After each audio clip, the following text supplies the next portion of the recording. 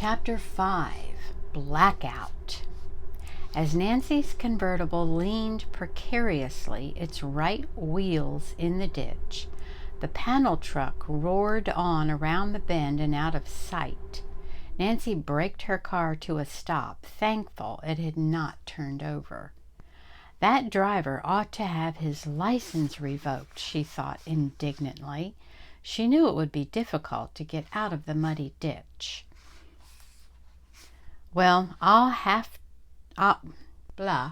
Okay, start over. I'll have a try, she decided. Here goes. She tried to rock the car gently back and forth to gain momentum. The right tire spun crazily and sank lower into the mire. Nancy tried again. No use. She feared it might be some time before a car would come along in this deserted area. Finally, she decided to search for some objects to force under the right wheels for traction. Just then, Nancy heard an automobile approaching. Thank goodness, she murmured. Okay, my tongue is tied this morning. I haven't had my coffee yet. Thank goodness, she murmured a moment later. A state police car. It drew up and parked at the side of the road. A young officer hopped out. "Having trouble, miss?" he asked. "Lieutenant Bryce, Benton State Police Barracks," he said pleasantly. Nancy introduced herself, then explained. He asked if she had noted the truck's license plates. "No," she replied, but described the truck and the chrome eagle ornament on its hood. Lieutenant Bryce said that if he found the truck, he would see that the driver was brought to court. "I have a tow chain in my car. I'll try to pull you out. Keep the engine in gear." 5 minutes later, the convertible was out of the ditch. Nancy thanked the trooper for his help, then drove off. It was almost 6 o'clock when Nancy pulled into the Lilac Inn parking lot. She went at once to the patio where the Willoughbys, Maud, Helen, and John were gathered. "I'm glad you could return in time for supper, Nancy," said Mrs. Willoughby. The others plied the girl detective with questions about the Drews burglar. Nancy gave an account of her day's experiences, concluding with the reckless truck driver. "Wow, how terrible!" Emily exclaimed. "The nerve of someone impersonating you," Helen bristled. Nancy smiled wryly. "I'd certainly like to know what the girl's purpose is." Abruptly, Maud changed the subject. To Emily, she said, "I dropped into the Empire Employment Agency this morning. A waitress walked in to apply, so I told her to report here tomorrow for an interview. Her name is Jean Holmes." "But I asked," Emily broke off when Nancy gave her a warning look. Maud evidently did not notice this and added sweetly, "I knew another waitress was needed here. I just wanted to make myself useful." "I see. Thank you," Emily said coolly. Later, after Maud had excused herself to dress for supper, Emily burst out, "Maud makes me so angry. Why doesn't she tend to her own job?" "Don't pick on her, dear," Mrs. Willoughby retorted. "She's had a hard enough time lately." Rising, Emily's aunt said she wanted to confer with Mr. Daly and went off. The 4 young people were left alone. Nancy asked Emily how Maud had been chosen as social director for Lilac Inn. "Aunt Hazel asked us to," Emily replied. In a whisper she added, "I wish Maud would concentrate more on our recreational program." "Nancy, why did you give me the high sign?" Nancy told of having seen Maud enter the agency and of being informed by the manager later that no one had inquired about a waitress. Emily sighed. "I'll be so glad when Dick gets back, especially if any more strange things happen around here." "Emily, you've nothing to worry about," John declared. "Everything will be fine." The young man stood up, saying he had a supper engagement in town. Sorry I'll miss the festivities, Emily. I'll see your glittering gems later." Emily, her face brightening, explained to Nancy that her aunt had planned a festive meal that evening to celebrate my receiving the diamonds. "That'll be fun," Nancy said. "Helen, let's go now and change our clothes." The two girls took the suitcases from Nancy's convertible. As they unpacked in the cottage and dressed, Helen discussed Nancy's impersonator. "It's positively creepy, Nancy," she said worriedly. "Your double doesn't sound like an ordinary thief." The girls quickly finished dressing. Nancy had put on a pink sheath dress and pumps. Helen wore an aqua organdy. They went to the patio, where Emily joined them a minute later. She said that Jean Holmes, the waitress, had arrived unexpectedly for her interview. The girl had explained that she had heard of a second position and wanted to make a decision immediately. "Jean seems quite satisfactory. Oh my goodness. I feel like I need to start over, but I'm not going to. "Jean seems quite satisfactory," Emily stated. "She'll move in here tomorrow and start work." Maud Potter joined the girls.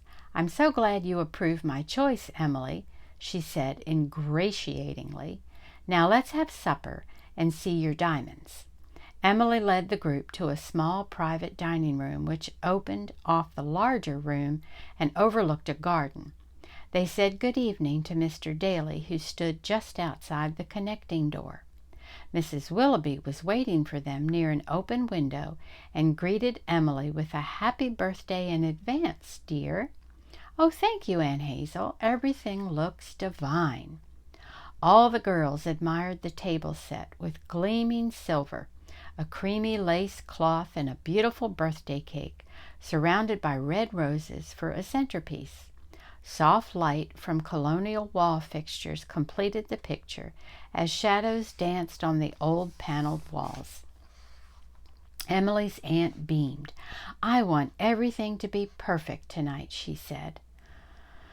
Mrs. Willoughby sat at one end of the table, her back to the open windows, Emily opposite her. By the time the main course was finished, it was almost dark outside. Then the candles were lighted on the cake, and everyone joined in singing "Happy Birthday" as Emily blew out the candles. After dessert, Mrs. Willoughby asked Mr. Daly to close the door to the private dining room. The elderly man nodded understandingly and shut the door. Mrs. Willoughby withdrew a white velvet jewel case from her handbag. Getting up, she went to place it on the table before Emily, then returned to her chair. With a smile, she said, "This is a wonderful moment for you, Emily dear, the inheritance from your mother. I only hope these gems will bring you happiness." Nancy noticed that Emily's hands trembled slightly as she opened the case. Everyone gasped. Against the white satin lining were the 20 diamonds which glowed and flashed. "Oh," Emily exclaimed, "aren't they beautiful?" She set the box on the table. Maud stared in fascination, and Nancy and Helen expressed their delight at Emily's good fortune. Nancy realized what the sale of these gems would mean in financial assistance to Lilac Inn. Emily arose and gave her aunt a hug and kiss. "Oh, Aunt Hazel, you're a love. I'm sure Mother would understand my wanting to use the gems for my future and Dick's." Suddenly the group was startled by a clattering crash from the adjoining dining room. Simultaneously the lights went out. Nancy hurriedly rose and flicked the wall switch back and forth, but the room remained dark. "Mr. Daly," called Emily, opening the door, "will you please check the fuse box in the cellar?" "I will," he replied. "I think a main circuit's blown. All our lights are out." "Oh dear," fretted Mrs. Willoughby. "What a trying bother." "Yes, these old buildings are so undependable," Maud said crossly. Something's always breaking down. This can happen in a modern one, too, Nancy said in defense of Lilac Inn.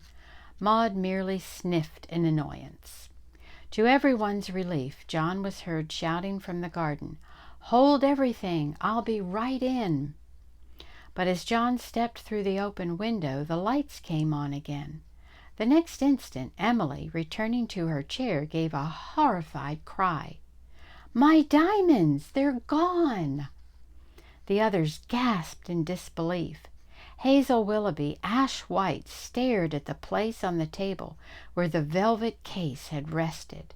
Then she pitched forward in a faint. "Oh!" Emily sobbed fearfully. "Your aunt will be all right," said Nancy, who had jumped up. Quickly, she and Helen dampened napkins with ice water from the tumblers and applied these to the woman's head and wrists. In a few seconds, Mrs. Willoughby revived. "I'm sorry," she apologized weakly. "Such an awful shock, the diamonds vanishing into thin air." Emily insisted that her aunt go to her room and lie down. "I'll be all right, dear, really. What do we do now?" Mrs. Willoughby looked around helplessly. "We'd better keep this to ourselves," John said. "Otherwise, dinner guests will be upset. I'll check outside for prowlers. However, the thief didn't go out this window." Nancy decided to do some sleuthing for the thief in the building and hurried into the main dining room. The only guests were two elderly women waiting to pay their bill. Nancy learned from them that the waitress, Anna, had accidentally dropped a tray, which caused the clattering noise just before the lights went out. The ladies were sure that no one else but Mr. Daly had been in the room at the time. Nancy next went into the kitchen, where the cooks and waitresses were cleaning up after the evening meal. The girl detective asked where each of them had been when the inn was plunged into darkness. All the women except Anna replied that they had been in the kitchen. Anna gave Nancy a curious look. "Why do you ask?" The young detective explained that Emily Willoughby wanted to be sure no one had been hurt by an unexpected fall during the blackout. Nancy left the kitchen and hurriedly went through the other first-floor rooms, but saw no one. As she walked back toward the private dining room, Nancy met Mr. Daly in the lobby. He told her that he had found nothing wrong with the lighting system. "I can't understand what happened," he said, then added, "I just heard from Emily about the missing jewels. How dreadful!" John came in at that moment and said he had found no prowler on the grounds. "By this time the jewel thief is undoubtedly far away," he concluded. As Nancy returned with him to the private dining room, she was deep in thought. Logically, the only ones who could have taken the diamonds were she and her 4 dining companions. But that's absolutely unlikely, Nancy told herself. She reported her findings to the others. Maud Potter's eyes narrowed. "I suppose you think Emily should search us," she said nastily to Nancy. "Maud!" Emily protested. "Nancy meant no such thing." Maud paid no attention but turned on Mrs. Willoughby, who was still pale. "You can blame yourself, Hazel, announcing in a public dining room this morning that you were going to get Emily's diamonds." "I know," Mrs. Willoughby sighed, but Emily put a comforting arm around her and gave Maud a look of disapproval. "Let's all search this room," Nancy proposed quickly. "We might find some clue." Everyone but Maud readily agreed. She sat sullen-faced while the others looked carefully in corners and under tables and chairs. Nancy herself was scrutinizing the area where Emily had sat.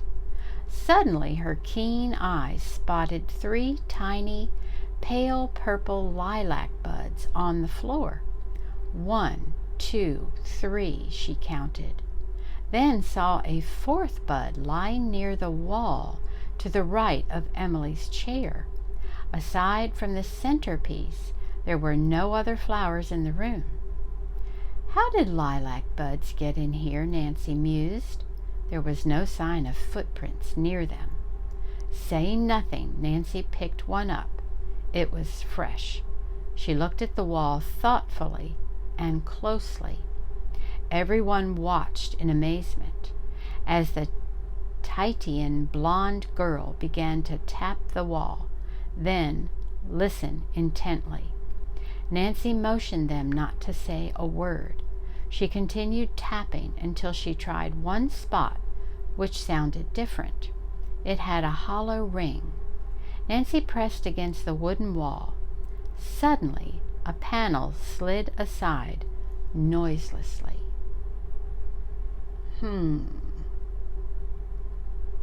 What do you think? I think I'm going to go get a cup of coffee. Until next time.